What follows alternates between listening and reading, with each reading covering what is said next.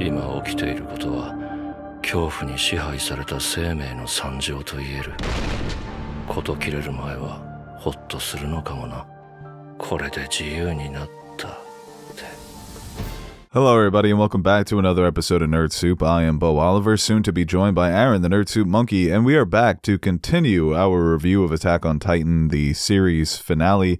Originally, this was supposed to be a Patreon exclusive, but we decided to upload it to YouTube because we got a lot of good questions about the Attack on Titan finale and some other questions about other stuff happening in the world of entertainment. So we figured we'd just upload this to the YouTube channel and give everybody a chance to watch who wants to watch, because there's a lot to talk about when it comes to Attack on Titan and the series finale. So I hope you guys enjoy this, and I'll just throw it over to myself. They've been sucker fucked. What? That sounds nasty, right? Yeah. That sounds like, you know how Zuckerberg does jujitsu now? That sounds like something he would shout out when his finishing move. That would be funny Kames. if like in the UFC they called out all their finishing moves like an anime.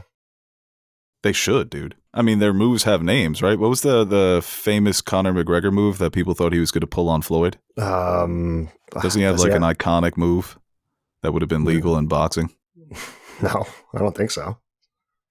You don't know the fight game. I always forget you don't know the fight game. What sports do you even watch these days? Just football, really. Good American football. Can't let go of those commercials, huh? Those commercials still got you? No, it's just my... You're like, I need to see what State Farm's doing next with Cliff and Chris. I'm invested. Man, Cliff and Chris are old news, man. It's all about Mahomes and Kelsey. Oh, right. They do the bits with Andy Reid now, right? Mm-hmm.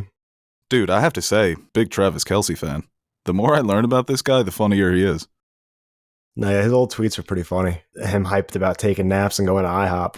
But is there a better way to prove to the world that you're a good person than your old tweets resurfacing and they're just all really wholesome tweets about wanting to nap and eat lunch? Because usually the old tweets resurface and it's like something terrible, like admitting to a crime, thinking you're never going to be famous. Kelsey, that was like Shams. Do you remember when Shams' old tweets went viral and it's just him excited for lunch? No, but... He's got like 20 tweets where it's just like, lunchtime. Well, that's what it was back in the day. It's like you're just talking to like your 10 friends that follow you. So you'd be like, oh, bored, just watching movies, hoping one of them would hit you up to hang out.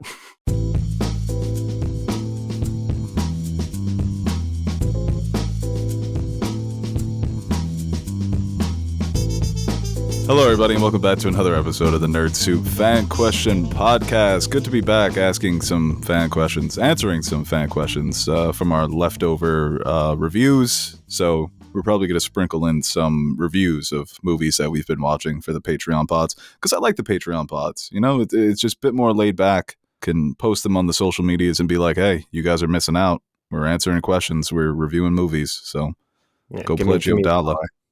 Aaron, thanks for joining me. How's your morning been so far? Regular morning. Slept in a little bit. Got a bagel. What type of bagel? Just plain?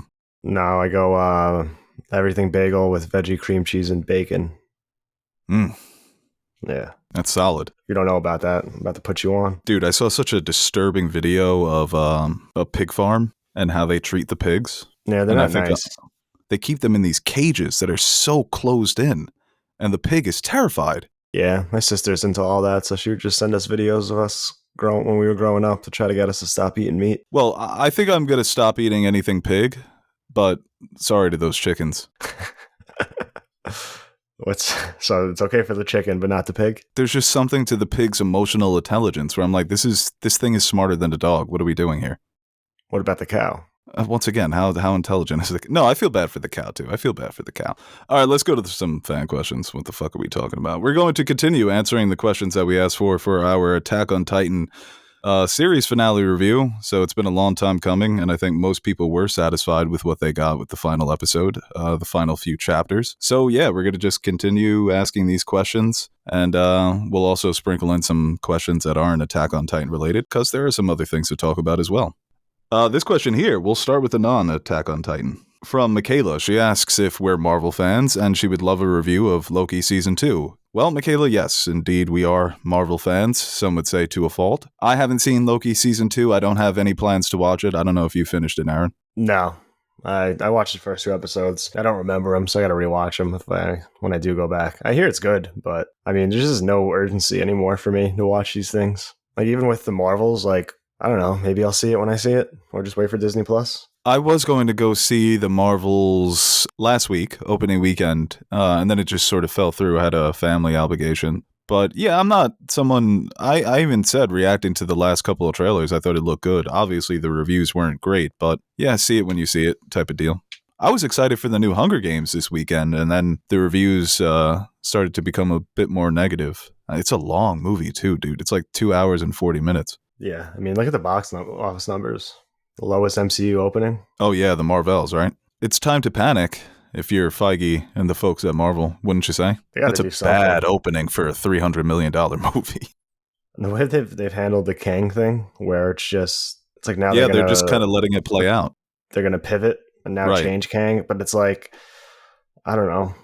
There's so many different ways I feel like they could have dealt with that situation. And instead, they just decided to say nothing and then casually put things into motion where they're gonna move away from Kang. It's like, all right, I feel like as someone who's a fan is like, well, I'm just gonna wait until I have a reason to go back and get invested, because as of right now, I just feel like it's in this purgatory where I don't see what or when it will come out of this situation. I guess once Fantastic Four and X-Men start, but we're still years away from that. In the meantime, what is there? Yeah, the Kang situation is interesting because it feels like they could have pivoted to just making him a Loki villain, and then maybe Loki defeats him at the end of season 2, and it's not this big sprawling epic. I don't think many people are that invested in the Kang story, especially coming off of Ant-Man Quantumania. That felt like a ramp to just escape from this continuing problem that you're going to have because of what's going on in Jonathan Majors' personal life. And also just the story itself feels like a total mess at this point, because you had the director of Shang-Chi who was supposed to direct the Kang Dynasty. He just dropped out, so it officially doesn't have a director. Who knows when we're going to get that movie? It felt like it was going to be 2025, but at this point, I doubt it. The one thing that I think could really just pump some life back into this franchise is the idea of Blade being rated R. If that's something that they're going to continue saying, okay, we really need to switch things up here to bring audiences back in, I think that piques the interest of people who have checked out. If it comes out, it gets great reviews, I think a lot of people would come out to see it. That's the approach they need to take. But yeah, I guess we'll I don't know. It seems like they could have cut Jonathan Majors loose at this point without really hurting their franchise. Could have recasted him. Yeah, an easy recast. Literally the fucking multiverse. Where you're going to have Pedro Pascal and John Krasinski play the same character. You had, all these different versions of characters already established. So it's not like it's something new. You could do the same thing with Kang. Yeah, and that Pedro Pascal as Reed Richards isn't official, but that's an interesting move. I don't love it for him just for his career, because I hate, look at Mahershala Ali. Dude won 2 Oscars and disappeared off the face of the earth working on this Blade movie from hell. It's going to be 5 years that he's been working on this movie. He's going to give up half a decade for a movie that may not even come out. After all the turnover, and now they're saying it's going to be rated R, so we'll see, but it's been a disaster, and I hope that that's not what Pedro runs into as well. I remember just recently, when he was in the movie directed by Pedro Almodovar. I think that's how you say his name. Sorry if I butchered it. And he was like, listen, we need to get this guy in the hands of some good filmmakers. We're not utilizing him properly. And then he signs away to play Reed Richards, but not official. We will see. This question here from Air Synthesis. What were your thoughts on the dead-end story plotline involving Historia's pregnancy? Yeah, it's weird. Kind of felt like it was going to be more important when they revealed it, and then nothing really came out of it. Yeah, that's right. I forgot about that, I guess. I've seen a lot of people defend that, saying Historia had her story in the earlier seasons, when they make her the focal point, when they reveal all that information about her bloodline and who she descends from. It was a little strange. Like I said, I thought that was going to be something that played into the ending. Yeah. It is kind of Yeah, I forgot about that. And they kind of just never really went anywhere with that, huh? That's rare. I mean, I feel like the show kind of wrapped up pretty much everything else. Yeah, we don't even see her in the finale. She's mentioned, or maybe we do see her in a flashback or something like that. Another question about the ending for a character from Dark Sister. Thoughts on how Levi's story ends? Does he seem haunted by his losses or at peace that it's over, or both? I think it's a little bit of both. I think he does find some peace at the end. I think that moment where he looks and sees all the ghosts of his former comrades, I think there's a little bit of probably some regret there, but I think it's kind of some closure for not only him, but for the people who gave their lives for this cause. Yeah, and he's got similar thing going on, like Mikasa and Eren, between him and Erwin, where he's been so subservient to him, and he talks about how every task he gave me I completed. The only one that's I've really struggled with is killing Zeke.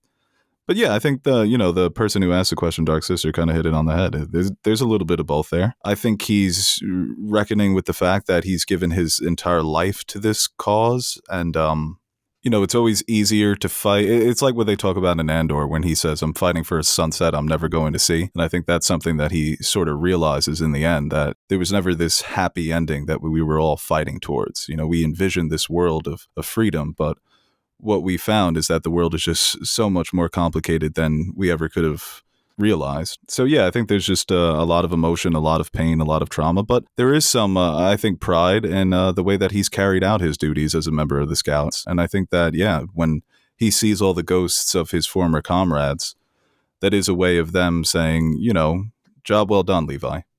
Especially with you being the remaining of the old guard, the last one standing. So you did the best job you could. Where he had to, because Levi, as he said, he was a servant, a great servant, most powerful character in the show. But then he had to transition into being a leader. And I think he did the best job he could. Look at the relationship he now has with Gabby and Falco. That's very sweet. He's become Daddy Levi being pushed around in a wheelchair. Although I don't think they included the wheelchair in the finale in the animated show, right? I think so. Okay. Because I remember in the manga, Gabby had a big hat. Mm. I don't think she had a big hat in the animated one. I don't remember. She had a big Jesse Plemons hat. No, yeah, he's definitely just that picture of him just all fucking bandaged up in the wheelchair. It's so funny. My boy's been through a lot. This question here from Brandon. Will you guys be reviewing Invincible Season 2 episodes? P.S. Best podcast ever. Wow, thanks. I think we'll definitely do like a spoiler discussion once the 4 episodes are out. I guess the Alan episode was the last one to come out. Yeah, was there 2 more? Or 1 more? I think there's 1 more now. Yeah. Oh, that episode 4 is a fucking doozy. Oh, yeah. That's going to be fun. I like seeing the reactions. I feel like so far, though, like not too many people are talking about it on a week-to-week. No, not at all. We were wondering if they were going to be able to recapture the hype around Season 1 going into Season 2 and continuing week to week. But I think the wait has hurt it, definitely. And also this news about the mid-season break. You're going to take off 2.5 years, give us 4 episodes, and then take another break into 2024? That is just not great marketing. No. This question here from a Nick. Why did everyone just forgive Annie like she didn't kill all of Levi's squad? Well, I think we learned that, like, at a certain point, you kind of just move on, forgive and forget, given the situation. And I think a lot of it has to do with where these characters are come from, how they were brought up, and what ideals they had, and what they were pretty much brainwashed to do, or what they were told they had to do. And there's resentment from the other side, too. Like, people like Peak, took a while for her to really get on board and on the same sides of the people from Paradise Island. So I think on both sides, there's definitely some hesitation, but when you realize the situation and kind of what really was at play here, you kind of had to put that behind you, right? Yeah, no, dude, like just over the weekend when last week when Biden was meeting with the president of China, I thought, man, I always go back to the Reagan quote, if the Martians invaded, we would team up with the Soviet Union to stop them. And I'm like, man, does this planet need an alien invasion? I wonder, like, how many years of just, let's say, like, if we had a decade of just unified, working together, everybody on the same page, just the advancements we could make technologically and all these other different areas. Wouldn't that be beautiful, man? No, there was after the Soviet Union fell, I won't get too much into this. There was a growing idea in the American establishment that, oh, we can allocate all of our military resources towards humanitarian causes because there's no looming threat out there. And then we just continued going down the path of militarism all across the world. So, yeah, no, we had a great opportunity there in the 90s, and we totally blew it. No, but that's what, I forget the philosopher. I think, no, not even philosopher. I think it was Carl Sagan when he talked about wars and just the amount of potential that we've lost from all the innocent lives, especially the innocent children that we lose. Future generations, I think, will get close to that. And it will be glorious. But for us, you know. Pray for the Martians. Oh, you're saying we're going to cook the Martians if they come here? Yeah. Well, hopefully Iguodala will be here. Did you see that meme? It was a LeBron and Wade highlight. It was like the Martians now that Iguodala retired. Oh, man. Fate of the universe on the line, or the Martians have the death beam pointed at Earth. You better hit it. I want Iguodala. This question here from Max. Must an ending to a story be morally righteous to be considered great? No. I feel like that's something we discussed on the review. We were saying maybe it doesn't, the ending maybe shouldn't have been morally righteous, that he was trying too hard to make it righteous. I think the bleaker, the better in some cases. Yeah, I think when you go down the path of a bleak ending, we all love a happy ending or bittersweet. Sometimes a bleak ending can just feel very unsatisfying because you've dedicated time to this story, and sometimes that's a reflection of reality. Obviously, not everything is going to be a happy ending. Some things are going to end.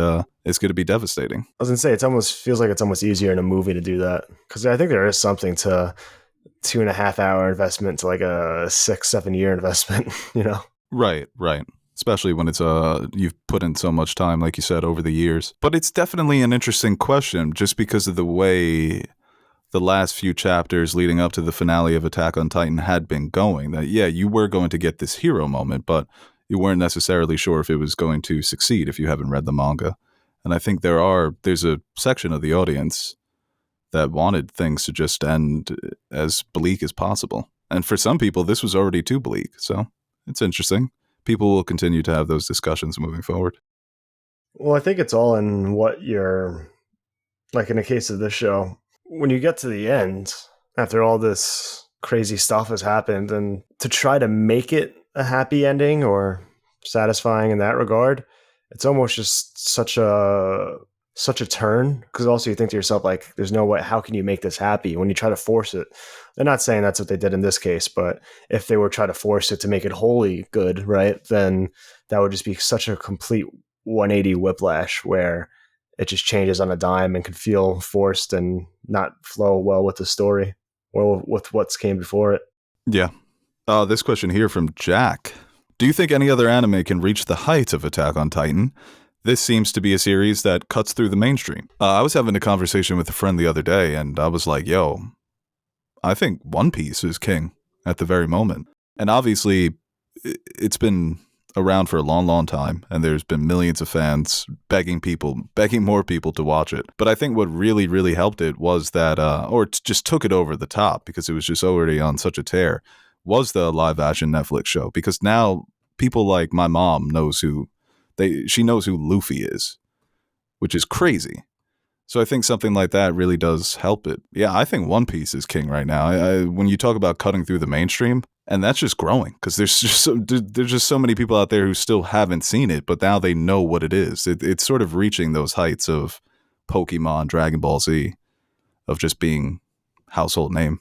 But yeah, Attack on Titan is definitely in those conversations as well. It's different because Attack on Titan, I think, can reach an audience that loves HBO shows, whereas One Piece is a bit more universal. Yeah, and then like obviously Dragon Ball, I think, is probably one of the like more popular, Naruto or Pokemon, but like as far as relatively newer projects to really break in, I think this is, and especially some, like you said, something a little bit more mature, a little bit more appealing to people who might not like the traditional animes that they've.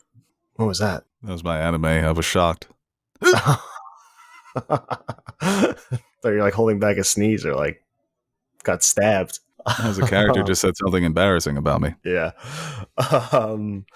Well, damn, that just threw me off. No, you're talking about Attack on Titan, a bit darker, a bit more thought-provoking than your average anime. Yeah, sure. So, like, I think it does break into a different kind of demographic when it comes to that. And the kids do love Attack on Titan, so... I know, they do. Yeah. Maybe it is there. But I think One Piece is probably still at the top when it comes to that. Because, I mean, spanning so long. So you have just generations of fans. And now, like you said, it's a new Netflix show, just bringing in even more fans. Like, how many people like me are there that like the live action and just like, all right, I guess I'm just going to start the anime. Right, yeah. Yeah, One Piece, obviously they're going to run into some difficulties in the later seasons, but just coming off of that first season, people are going to be so hyped for season 2, and I imagine many people like you decided to watch the anime after watching that live action. It's so funny what you said yesterday. It's like, dude, once you get to episode 700... I know, it sounds ridiculous. Crazy. Well, I remember like when you were first watching Attack on Titan and I saw it on your Hulu. It was like season 3, episode like 70 something. And like I didn't know they went by how they formatted it. So I'm like, is there 75 episodes a season? I'm never watching this show. I wish there were 75 episodes a season for Attack.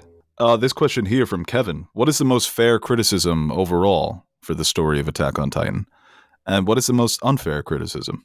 I've seen criticisms. The biggest criticism I always see is that the characters suck. That's being a bit harsh, but that the development's not always there. That it's more so you're watching it for the world building and the action, and the characters are secondary. Yeah. I kind of think that's a little bit too harsh. So maybe it's like that's the answer for both questions. That's my answer to Kevin's questions. Well, it's what characters? If you want to look at the big three. Eren's got like a Harry Potter problem where he's the main character, but he's just boring and one note. Same thing with Mikasa, where she started off, she was quiet, mysterious, but then she just sort of stayed that way. And that Armin, it's the same dynamic. He's like the Ron Weasley of the group, a bit smarter, obviously more clever. Right, so and you can point to those. By default, he's the best character because he's got just like the most personality. You can point to those 3, and obviously those are your 3 main characters. But when you look at the supporting cast, I think it's very strong. Yeah, definitely. And I think some supporting characters are stronger than others. Like Reiner has one of the best arcs in the show. But then some of the other supporting characters, they're there to support. That's what you do. Not everybody needs to have a great story, but I think for the most part, they give them cool backstories and individual things to do. Yeah, what are some, what was the other part? Most unfair criticism and most fair. What are some other criticisms people have? That's always the big one I see. None really are coming to mind. I'm sure that this is something that maybe people who don't love the show can answer better. I've heard from people that I've recommended it to that it's a bit repetitive.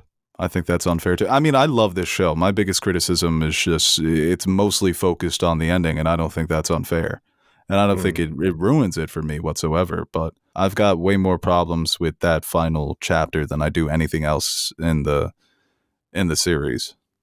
So it's really hard for me to answer. It insists upon itself. It's always so funny that they can understand Stewie in that scene. For the Godfather debate, they're like, yeah, no, we need all the help we can get. It's like they're speaking another language. They're speaking Italian. Yeah. I love the money pit. All right, guys, before we get to the second half of this review, we're going to take a quick break and shout out our sponsor for today's episode, and that would be Uncommon Goods. If you're tired of disappointing your friends and family with terrible gifts during the holiday season, Uncommon Goods is your secret weapon. Uncommon Goods is here to make your holiday shopping stress-free by scouring the globe for the most remarkable and truly unique gifts for everyone on your list. Whether you're shopping for your Secret Santa or your entire family, Uncommon Goods knows exactly what they want. When you shop at Uncommon Goods, you're supporting artists and small independent businesses. These fine products are often made in small batches, so shop now before they sell out this holiday season. Uncommon Goods looks for products that are high quality, unique, and often handmade or made in the US. They have the most meaningful and out-of-the-ordinary gifts anywhere, and I was pleasantly surprised to see how wide-ranging their selection is. From art and jewelry to kitchen, home, and bar items, Uncommon Goods has something for everyone. Not the same lackluster gifts you can find just anywhere. And with every purchase you make at Uncommon Goods, they give back $1 to a nonprofit partner of your choice. They've donated more than $2.5 million to date. And I am someone who likes to focus on unique and memorable gifts for the holidays, so it's been really fun scouring the Uncommon Goods website to find some stocking stuffers and gifts that people will remember. They've got all sorts of knickknacks. One item in particular that caught my eye is a portable campfire. This is going to be a gift that I give for myself because I'm at the age where I'm just a gift giver, not a gift receiver, so you have to treat yourself every now and then. And this portable campfire is awesome. It comes completely set up. All you have to do is light it, and when you're done with it, you just put the lid on top, and it lasts for 3 to 5 hours. So you can make s'mores anywhere, right? Portable s'mores. Or you can go for something funny like happy and sad socks. Get that special someone in your life a pair of socks. I'm sure they'll really appreciate it. So, in order to get 15% off your next gift, go to uncommongoods.com/nerdsoup. That's uncommongoods.com/nerdsoup for 15% off. Don't miss out on this limited time offer. Uncommon Goods. We are all out of the ordinary. Oh, this is a good question here from Jazz. Any characters in the show you couldn't stand but came to appreciate? If you were Eren's friend, how would you feel about the choices he has made? Eren was one that, it's weird because when he came to Genocidal Maniac, that's when I was like, all right, I see you. I fuck with you, Eren, a little bit. Well, everything about the character, just like the glow up, the ponytail. Yeah, once it got hot, I was like, okay, Eren. I see you. Hot Eren. Hot boy Eren. I guess another one's Gabby for the same reasons I didn't like Eren, but I actually ended up really liking her. It was funny. I think there was something like, it was like a debate or something online. It's like if you hate Gabby and liked Eren, you're sexist or something along those lines. And I'm like, well, I hated Eren too, so that was close. You just hate people. There. Yeah, I just hate everybody. I just hate when people are too bought into something. Yeah, I never really had an issue with any character where I didn't really like them at first and then came to like them. For the most part, I enjoyed all the characters. I always thought Eren was just like a weak character, but not necessarily weak, but I didn't really have much love for him. I understood his purpose in the show. But then you look at other, because that's an archetype that's found all across anime. So like a guy, Tanjiro in Demon Slayer, is a character I would prefer to Eren. But Eren's intensity, it fits this world because of what he went through. He's supposed to be a man who is on the path of becoming totally radicalized. So it just made sense for the story. But he's also kind of annoying, so I can understand why people didn't like him. Yeah, like it's just a lot of the same shit all the time. I prefer the more, I don't know. He's way too intense for me. It's like, calm down, buddy. Yeah, I like it when it's Midoriya and My Hero, where the intensity comes out in moments and you're like, wow, this guy's fucking nuts. But he's like, his baseline is just wholesome. And then when he has to be intense, it's a switch up. Eren was always on, I felt like. Yeah, that man's always ready to fight. For no reason. For no reason, yeah, he's always ready to scrap. This question... so happy when he got eaten. So happy. This question here from Jack Franklin. Where do you think Erwin's character would stand if he was the one chosen for the Titan fluid? Would he stand with Eldia and Eren, or try to save the world with the rest of the scouts? I think Erwin would have stood against Eren. I don't think that there's any... He was a tough bastard, but I don't think he was down with genocide. I don't think that there's anybody in the scouts that we loved, that would justify that. No, I feel like Hanji, him, Levi are all kind of cut from the same cloth morally. Yeah, no genocide. Which is I think most people. Yeah, it's well, I wouldn't be so sure. I don't know about that these days. Yeah, I think at the end of the day, he was. Yeah, that's such an he would have rationalized that as, or he would have rationalized being against it as, all this is doing is just we're just committing a massacre for no reason because the cycle of violence is going to continue. So yeah, no, he would have, I think he would have stood against Eren. And that's what's so great about his arc, because his role was to get them to that point, like Levi says, get them to the ocean. And then that's it. So that's the destiny of that character. It's almost hard to imagine him beyond that point, because it just doesn't feel necessary anymore. It'd be like having Dumbledore still alive in the 7th and 8th movies. It's up to the kids now. Dumbledore's done his job. I think that's what makes it feel real, because we see that all the time in real life. Oh, if only this person had been the leader of this country, and if history had gone a different way, like Bush and Al Gore, right? That's the perfect one. It's almost hard to imagine when when you're living with the reality of how it went down. So it's hard to say, but I think Erwin wouldn't have been down with what Eren was doing. Oh, this question here from Mariana. Do you think the I had no choice sentiment of the ending justifies Eren's actions in any way? No, we talked about it. He had no choice because he already saw that it was already laid out for him. And just because he had this omnipresence about him where he could see past, present, future up to a point, like this is the way it goes, this is the way it has to go, and tried nothing to really try to find a different path. And like we said, the whole thing, like, and at the end of the day, it really just doesn't work because the cycle continues. So there's a lot of, we talked like he's still a kid, so a lot of immaturity in that decision and a lot of optimism in a weird way where, yes, in his mind, this would make the Eldians the heroes and broker in this new peace, but that's just not the way it works out. Yeah, and I think like when you use words like justification, that's the criticism people always throw at you when you try and understand a situation. When you want to put things in context, people always assume, oh, so you're justifying it. No, I'm just putting it in context. That's simply what I'm doing. You can be against something while also understanding why it happened.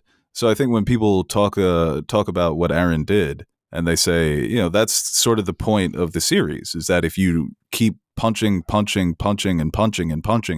somebody, they may kick you in the balls in the form of 80% of the world being annihilated.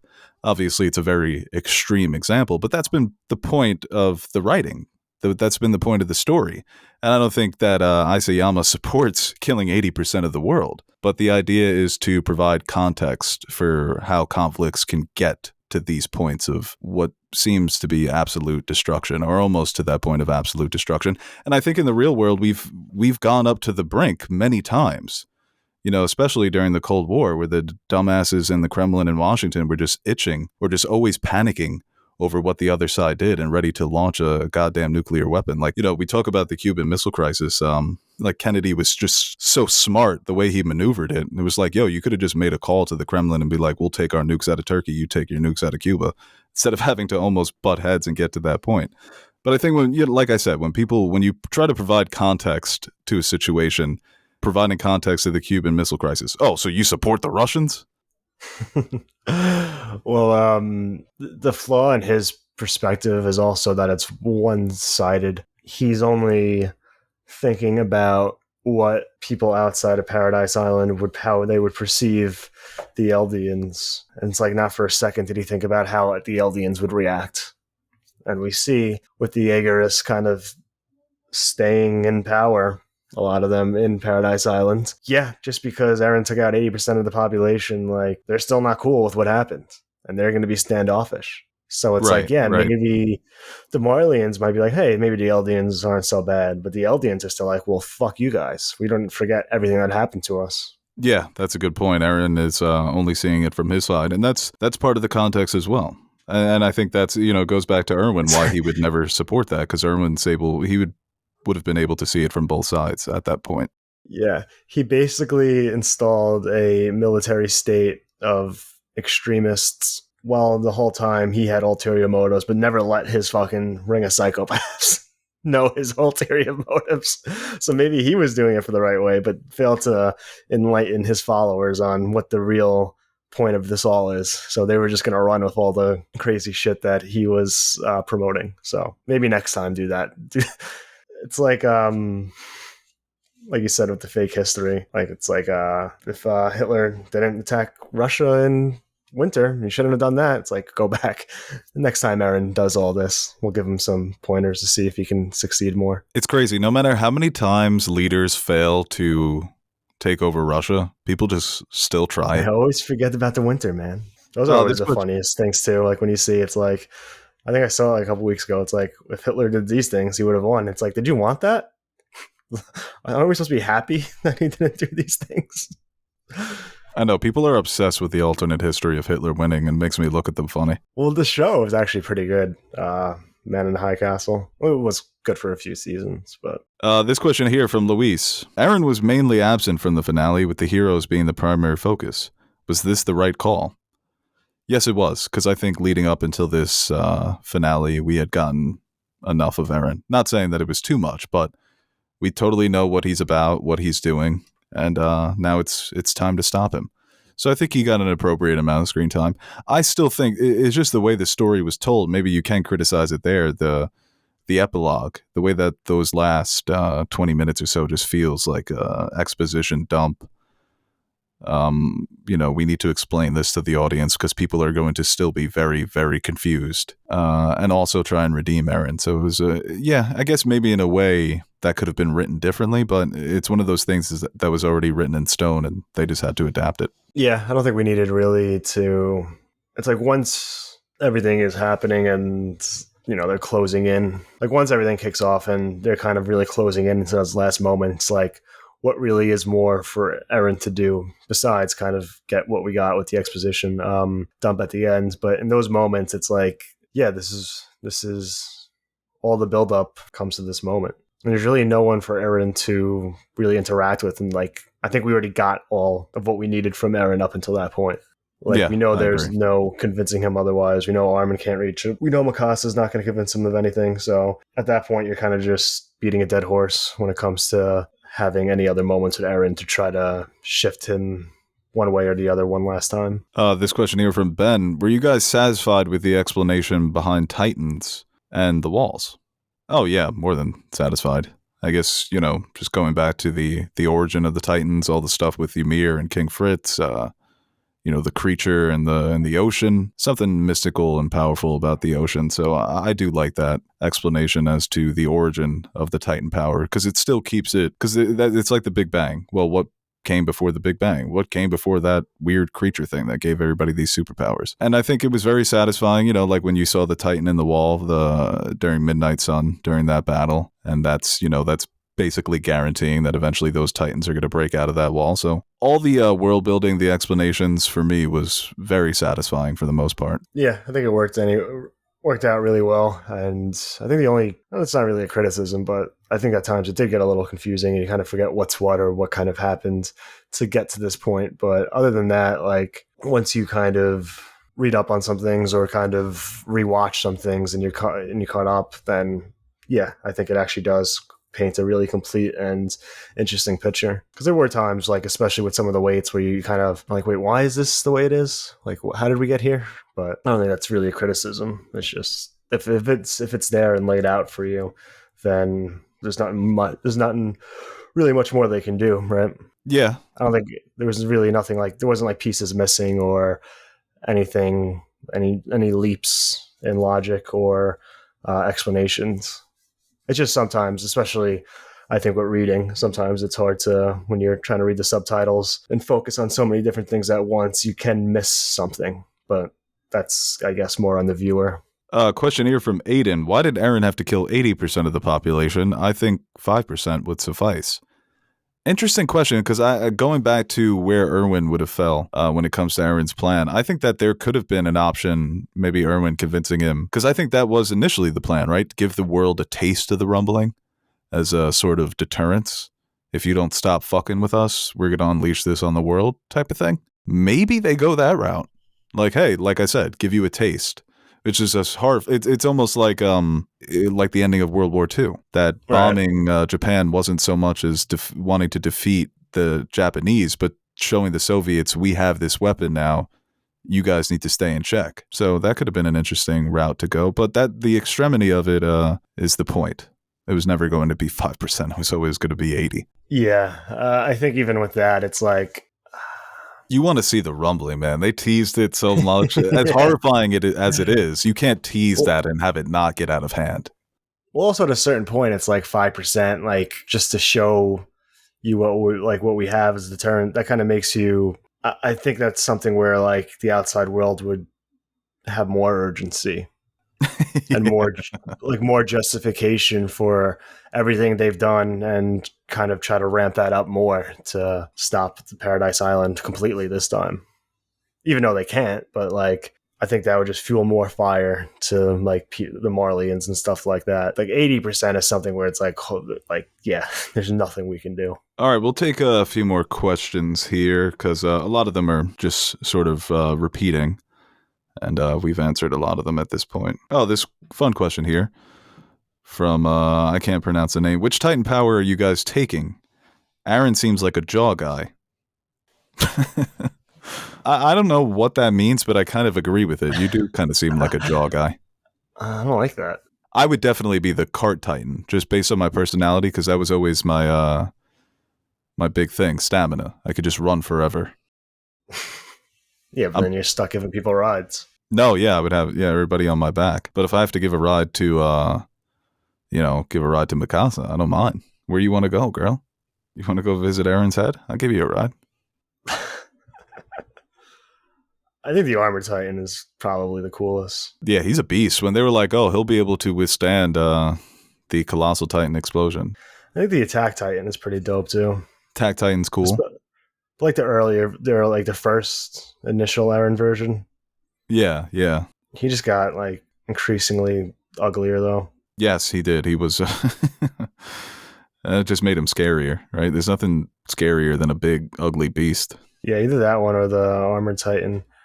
Actually, what am I thinking of? Give me a second. I think I like the Warhammer Titan as well. Yes, that was the Warhammer. Yeah. That one's pretty dope. It is funny that the female Titan is just like female. Like, how does that power get... Like, can you transfer that to a dude and it's just the male Titan? Yeah, I don't know. That is weird. The female Titan was... When you let go based on who was the scariest, it's definitely between the female and the beast. And I think the female, when you're first introduced to her in that forest, because she's just running through these motherfuckers like bowling pins, bro. Yeah. She's causing damage. Well, the beast is scary because it's the first one that like spoke.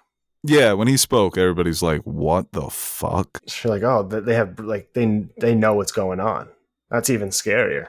If you're like that's intentionally doing this. That's what made the show. That's such a great point, because at that you remember so vividly where you were at when it came to how confused you were by this show.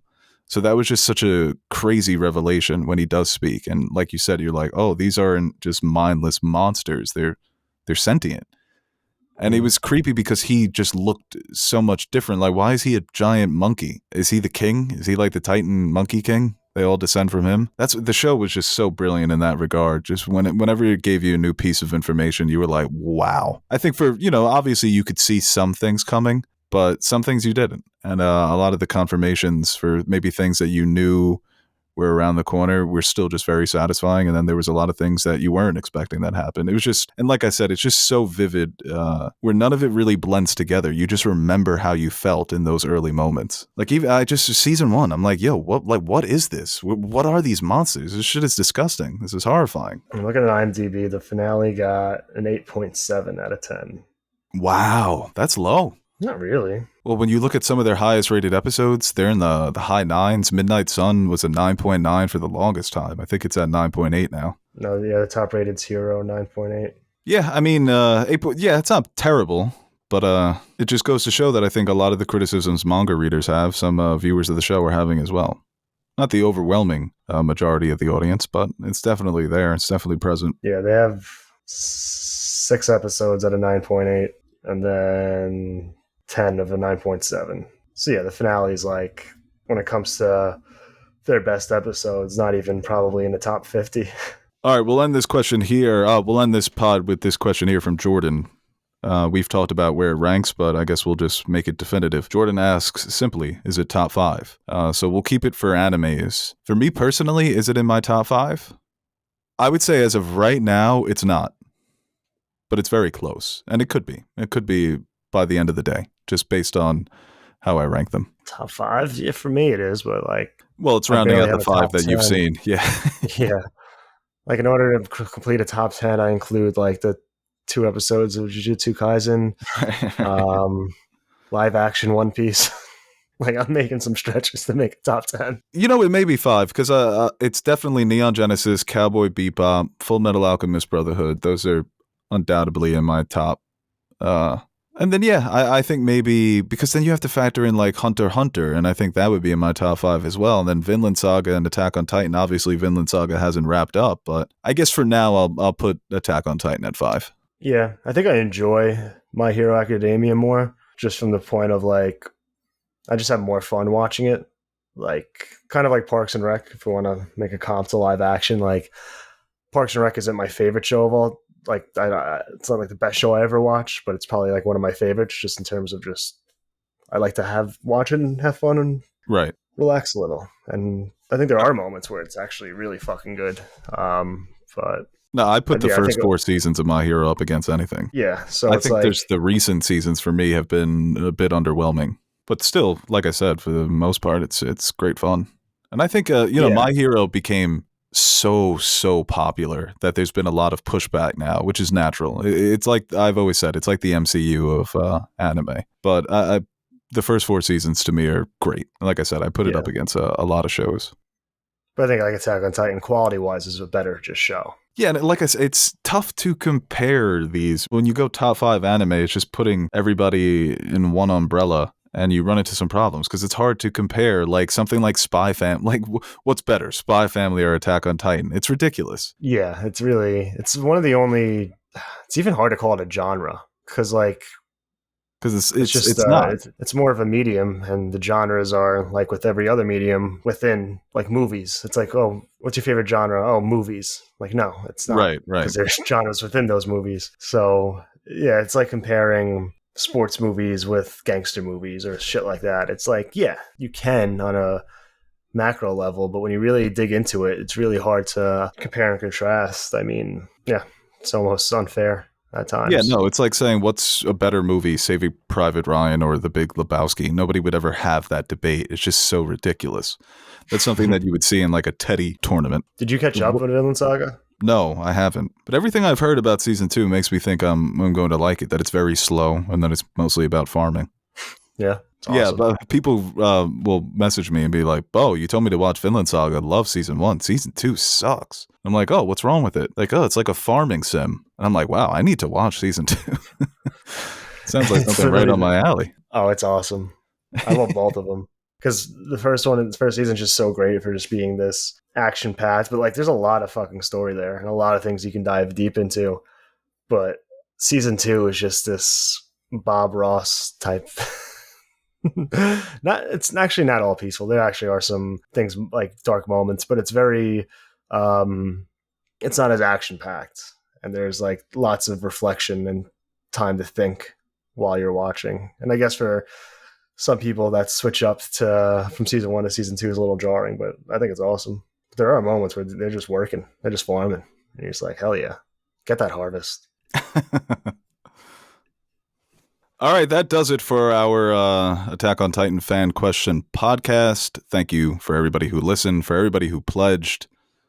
We really appreciate the support, and we will continue on recording these fan question podcasts. And like I said, I think we're going to do maybe a couple of movie reviews and put those up on the Patreon so we can try to get people's dollars. But Aaron, thanks for joining me as always. I had a wedding on Thursday. Oh yeah, how was that? It was good, but my Friday felt like a Saturday. Now my Saturday feels like Sunday. I always hate when that happens. I don't like it. You got double Sundays. Damn. That's what Teddy gets at the ice cream store. Because we're so mean to him when he's not here. He's lost a lot of weight, man. He looks good. No, he does. Yeah, he's fucking ripped. Kind of pisses me off. He looks like 11th grade Teddy. It's crazy. Yeah, all right, guys, that does it for this podcast. We'll see you next time. Later. Wow, that was probably our best review yet. Hey guys, Aaron the Nerd Soup Monkey here with a brief shameless plug before we end the video. Do you ever feel like you don't have an adequate amount of nerd soup in your life? Like you're going to bed hungry and yearning for the nonsensical yet entertaining nutrients our podcasts provide? Well, we've come up with the perfect solution. The Nerd Soup Fan Question Podcasts, exclusively available to our Patreon supporters. You can sign up now by visiting patreon.com/nerdsoup, and for the price of only $1 per month, you'll receive exclusive access to our weekly podcast, where we answer your questions that don't make it to the main show. And while you're there, you can check out the other rewards we offer to our patrons, like stickers, mugs, t-shirts, behind-the-scenes footage, and appearing in the credits at the end of our videos. And that's exactly what we're going to do right now. Roll the names of the nerds who make Nerd Soup possible. The reason why the crypto crash didn't send our lives spiraling down a black hole of no return.